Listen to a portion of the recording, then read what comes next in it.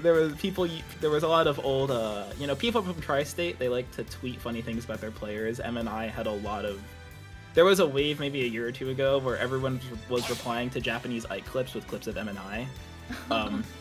But, ToughLudwig, he is tough. There are stories about ToughLudwig outside of the game that, really respectable, tough character, really loves the game, really loves to win. And, the seeding here is still really close, 31 to 34. I would say that this should be an amazing set.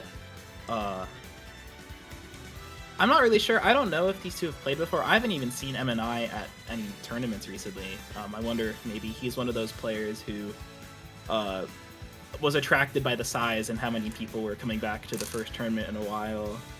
MNI was at the very last fusion. Oh, he was? Yes. Never mind. Maybe no worries. Maybe I'm just tapped out. I mean, it's a local, but... Yeah. I don't keep up quite as much as I used to, but Ike Bowser Jr. on PS2. This is, funnily enough, I feel like this is kind of a New York, New Jersey classic matchup, as weird as that is to say. MNI is having some controller issues, it looks like. Oh, okay. Is he get it fixed now? Are they going to restart the game? They're going to restart the game. It looks like they're going to restart, yeah. Good buddies, good sportsmanship. If you take a stock there, you're kind of a bad person. Sorry, not sorry, I didn't say it, but it's, 5 seconds into the game of game 1, round 1 at your local, you take the stock there. That's my opinion, though. I don't represent my employers or Collision when I say that. Just important to note. But yeah, Ludwig, ToughLudwig on the Ludwig. As they say, Bowser Jr. has no weaknesses, so MNI really has an uphill battle here. He does, and I will say from commentating one of his pretty recent sets from just last week, I will say that MNI has a lot of Ike gameplay really down to a T in that he is able to fish for just really small openings and then sort of capitalize off of that damage. Because Ike can kill you after only a couple of interactions. Even a super heavy character like Ludwig can still fall victim to the giant sword. Yeah, I think especially the giant sword. Yeah, we've gotten started here on PS2. MNI already showing some of that Ike prowess. You're seeing he's baiting ToughLudwig in. He's doing a lot of jump in there, kind of what you'd expect. But ToughLudwig, Bowser Jr., I mean, as long as he doesn't lose the stock here, it doesn't really matter what percent he gets up to. But MNI, he's placing these nairs exceptionally well. It feels like ToughLudwig has barely even played the game so far. No, really, I think ToughLudwig, a character like Ludwig just needs a lot more time than a character like Ike in order to set up. Ike needs a stage advantage, however, a character like Ludwig just kind of needs to set up some of his... Oh, but okay. Never mind. We're not going to talk about Ludwig anymore. That dash attack was mega-esque. That's the mega dash attack. And... MNI now, he's taking his time. It's also worth noting, like, the Ike combo windows that, like, are maybe a little slimmer on some, more normal characters. On a character like Bowser Jr., they're a little bigger. You get a little bit more forgiveness out of that nair thanks to his weight, how wide his hitbox is, that sort of thing. But, ToughLudwig, it feels like I would love to see him kind of take more space, take more time to set up that Mecha Koopa. Ike's not that fast. Really go for picking your spots a little better. It kind of feels like he's just playing right into MNI's hands a lot of the time. I think that the utilization of Mecha Koopa, Cannonball, etc. can all sort of limit the trajectory of MNI's movement as Ike, especially with, like you mentioned, the slowness of his character and some of his lack of mobility when it comes to resources. It would really swing the game a lot more in ToughLudwig's favor. However, we're seeing MNI racking up quite a lot of damage, still has all 3 stocks already, and then, yeah, that feels like MNI's in his head. I mean, he's showing pivot grabs, empty hops, waiting out for air dodges, reading DI, going for these that Aether edge guard. That's beautiful. One of those patented setups that Ike's been using ever since those changes he got over the pandemic. And MNI, dominant showing here in game 1 so far, but if there's a character I'm not counting out in Tri-State, it is Bowser Jr. He's got to lock this down, and that up smash could be the start of a big comeback for ToughLudwig, and he has the Mecha Koopa to boot. But MNI waits it out. That's good gameplay. Yep. No, for sure. It looks like MNI could be going for a potential big edge guard here. Nope. ToughLudwig going to be able to recover, retake center stage. However, he's going to eat a lot of damage for it here as MNI just continues to rack up damage, catching the Mecha Koopa, not able to add on to that damage to ToughLudwig just yet, sending him up and into disadvantage, utilizing the Clown Cart. I do like to see these ladder combos here from ToughLudwig. However, he has so much damage to make up right now. It is going to need to be a lot more and a lot faster if we want to see a comeback. Feels like MNI though maybe got a little too comfortable. It feels like he was pretty lazy, mashed a lot of disadvantage there, and he's taken a lot of damage for it. Ike can have a hard time killing a character like as heavy as Bowser Jr. You know, those moves can get stale. Maybe you don't land an up B. Oh, but he lands the up B as I say it. I haven't, you know, my caster curse is still here. But you know, really good play from ToughLudwig towards the end there. Felt like he, you know, it kind of felt like it took him a little bit to get situated into the game. Like at the start, MNI was doing all this like he was doing a lot of like you know, weird drift on his aerials to try to get ToughLudwig to like fall into his nairs, and felt like ToughLudwig kind of a hook, line, and sinker. But this Aether edgeguard is something you're really going to want to look out for, because Bowser Jr. doesn't have a hitbox on his up B. Like he can swing the little toy hammer, but he can't actually like cover himself otherwise. So Ike has a really powerful tool against Bowser Jr. in that respect for sure. Absolutely. I did enjoy seeing a lot of seeing that Aether in edge guarding Bowser Jr. was a really awesome thing to see from MNI. So I'd like to see how he sort of transfers that energy into this next game. Got ToughLudwig off stage where he wants him to be. This is not quite a great spot, but making his way back, able to rack up a bit more damage. MNI is just sort of continuing this dominance that we saw from game 1. So if now is the time to adapt, it would be game 2 from ToughLudwig. However, he's just, I mean, I do like seeing him setting up with the Mecha Koopa, sort of trying to get something started right here, but finding himself in disadvantage a lot of the time. Yeah, MNI showing, you know, his years of experience here, just solid play, and, you know, Ike doesn't look so slow when he's playing against a character as slow as Bowser Jr. I feel like actually Ike looks pretty fast right now to me, with the way MNI is just moving around these platforms. He's staying at such a good distance to ToughLudwig. He's behind him now, he's in the Pokeball, and that forward air, not quite gonna kill, but, you know, he's gonna set up for another edgeguard here. And actually, I'm surprised that he opted for the neutral B there, but maybe he thought it was safer, or maybe a mix-up from what he's usually done. But another grab. ToughLudwig is just so scared of, you know, all the times he's been getting hit. He just keeps on shielding and shielding and shielding, and this is kind of the blender he's in. It's like the sortie blender.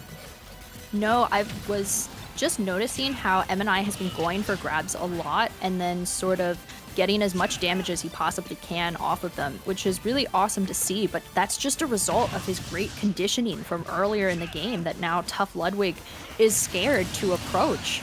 Oh man, that trade was so nasty. The Bowser down tilt, and then both of the characters just losing the stock for that. But we're resetting, so all in all, that was a pretty good move from ToughLudwig in order to get us back down to 2 stocks. Yeah, for sure. I mean, Ike is pretty heavy. You could even say it's a little surprising a trade like that killed MNI. But ToughLudwig here, he's focusing way more on, you know, when he has a positional advantage, kind of just making sure he's keeping MNI in a bad spot for as long as he can, which is really important. But MNI, you know, by virtue of the way Bowser Jr. wants to put himself in the corner, set up for, you know, the cart dash, and the Mecha Koopa and stuff like that, he's kind of putting himself in the corner automatically a lot of the time.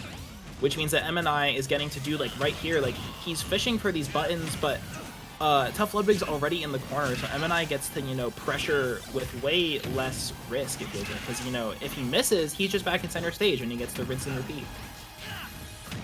Yeah, I was going to say, MNI, it looks as though, so ToughLudwig seems to be shielding a bit less when MNI approaches. As I say that, he goes into shield, but well, everyone shields. That's not a everyone has to shield. Although it seemed to be a whole, just a result of conditioning. Although now MNI is following up with a lot of damage here, sending ToughLudwig back off stage. Oh, but that is going to be a stock lead right there for ToughLudwig. MNI finding himself in an edge guard position, though. Yeah, let's see how he tries to convert this. A lot of empty hops, another forward air, but, you know, Bowser Jr. is a really heavy character. He's hard to kill. MNI, let's see what he's got. A great reversal here from ToughLudwig, but MNI, a little dashback F-tilt. That's going to be it, that sweet spot F-tilt. It's an old classic, but that is a really strong move. And MNI now, last stock neutrals reset with stage control. Let's see what he's got. Some nairs. He's going to try to keep ToughLudwig above him. That's a great shield grab. And a forward air. He got the jump. He's just keeping center stage. Like, look at this. Like, ToughLudwig, like, MNI is positioning himself where he can use Ike's disjoint so effectively. Just kind of keep himself, but that's really dangerous. This is really dangerous. Never mind. That's the sword. Although, to what you were saying about the center stage, a character like Ike absolutely needs the stage control. Oh, man. No forward smash. No. Okay. Rapid jab. Okay, he comes right back. Alrighty. Yeah, that missed rapid jab. I think that missed jab block definitely would have sealed the game. But either way, ToughLudwig keeping on the advantage state here. He's got a big percent lead, but he's at a really dangerous percent for Ike right now. I think a weak hit nair might just lead to a kill confirm. A great call out by ToughLudwig there, overshooting on that up smash. Beautiful. Absolutely beautiful. I did love to see the improved bait game that compared to game 1, but in game 2, that I think that really helped seal out the game right here for ToughLudwig. Just a lot more bait. Game 1, he seemed to be the one who was sort of getting conditioned a whole lot more by MNI. But in the moments which it really mattered, he was able to use some bait of his own. So just really awesome adaptation. Yeah, for sure. I mean, it was a really good back and forth game. I feel like the big difference is and I think maybe part of this could be attributed to that, you know, that resetting of like the stocks of the momentum there when both players died at the same time. It was like ToughLudwig, you know, he stopped getting stuck in shield as much. It felt like he kind of gained some confidence in what he was doing, which is a big deal. We're onto Hollow Bastion now, which is an interesting counterpick here. I think maybe MNI just, you know, not so happy about the double platforms. Maybe he wants more flat space, more room to go for juggles. Also, maybe not so happy with ToughLudwig getting, you know, to use the platforms for cover while he does things like pull Mecha Koopa and that sort of thing. Yeah, although I do see, oh, okay. So some really aggressive options here utilized by ToughLudwig as they're going for a lot more of these ladders. They're edge guarding so much better than what we've seen in the games before. Honestly, okay. Yeah, MNI was able to make it that time, but not without eating a pretty significant amount of damage from ToughLudwig. Okay, that side B really well placed in order to send ToughLudwig off stage. Here goes MNI resetting neutral, able to get the advantage, but going to lose the stock to the up smash. Yeah, that's one of those things. You notice your opponent's jumping at a shield a lot. You go for that call, you run up an up smash there. Really great play by ToughLudwig, kind of making up for some sloppy miss inputs it felt like earlier. Like he dropped an edge guard, he hit an up air by accident instead of maybe a forward air that would have killed. But either way, he's doing a really great job. It feels like MNI, you know, now he's the one that has to change up what he's doing, but he can't even land. No, absolutely. I mean, MNI, like, I think this is really, like, going to show, okay, yeah, that up smash was maybe a little greedy, and so I appreciate MNI punishing ToughLudwig for that here. Oh, no. Oh, man, but not able to recover just yet. Okay. Yeah, ToughLudwig going to do absolutely everything in their power in order to capitalize off of that disadvantage. One stock is all well and good, but MNI has a lot of damage to make up if he wants to seal out this game. Yeah, it felt like, you know, that stock that ToughLudwig took off of MNI, it kind of felt like he was just caught sleeping at the wheel, did a pretty lazy neutral getup, almost died there again as well. I'd love to see MNI, you know, first and foremost, be a bit smart about he get off the ledge, but he has to get some damage off here. Well, you can't get off this ledge. ToughLudwig, you know, he's throwing the Mecha Koopa, he's throwing aerials, throwing the cannonball, throwing these hitboxes, but MNI, he's got to get this started with this grab. Let's see what he can do. Alrighty, and it looks like not a whole lot with the grab. ToughLudwig is able to actually rack up even more damage, sending MNI into a kill percentage right now. So it is really ToughLudwig's game to continue. You can see that they are just sort of chasing MNI, not like with any sort of fervor, but just kind of following them around the stage, ensuring that he can't actually do anything except sit and shield, you know. Yeah, this is a little dangerous because, you know, Bowser Jr., he does have, like, that killing jab and some moves that will kind of just kill you eventually. Oh, and as I say Yep. it, there is the killing jab. And he kind of, ToughLudwig, you know, they got a big lead, waited for the kill to kind of slowly show up, just spaced out really good. And our players, you know, they take a second, they're stepping away. It kind of felt like, it felt like one of those sets where, you know, over the course of the games, one player kind of just figured out what the other player was doing, like, in full. Like, by the end of game 3, it felt like MNI, like, could barely get anything started. Absolutely. I do think that ToughLudwig did an awesome job of sort of catching on to some of the strengths of Ike. Even though they both live in the same region, it is pretty easy to get matchup checked, especially by a good pilot of a specific character, especially one that is not often played. But as we saw as the games progressed, ToughLudwig did a much better job of sort of utilizing a lot of the strengths that they had at their disposal and then even conditioning MNI back. Yeah, and, you know, it kind of felt like as it's that effect where, you know, as one player gains confidence, starts making more callouts, starts making better reads, it felt like at the same time, MNI started to kind of lose track of what he was doing, which um it's kind of just how these things go. I mean, I think this honestly was like a big turning point. After that kind of stock trade, it felt like ToughLudwig, you know, he started going for he started being more mobile. He got stuck in shield less. Hmm. A big adaptation for him, and something I want to highlight again is, like, it's really easy to kind of play Smash Ultimate and get stuck in shield a lot, and, you know, have a hard time remaining mobile when you get scared or if you're just getting really pressured. But ToughLudwig, the biggest contributing factor is that he started to remind himself, you know, be more mobile. Don't let MNI keep grabbing me. Don't let him just nair me for free. Like, you have to make him work for it. And that's the big weakness of Ike, is that, you know, he's very predictable and he's very limited in his options there. We also saw in game 3, there was also a lot of, like, jump callouts from the ledge, and there was a lot of, you know, obviously the up smashes, stuff like that.